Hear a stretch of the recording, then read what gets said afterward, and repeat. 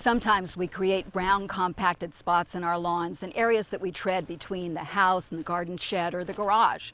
Now, if you have a small area like this, it's easy for you to fix. And what you want to do is aerate that area.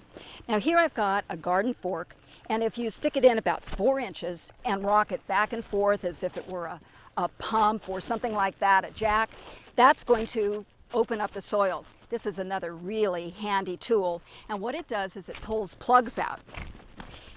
Now, this all works very well for a small area, and as you can see, when the air and the water get in, the area will start to green up. But if you have a large area, you probably are going to do a mechanical aeration.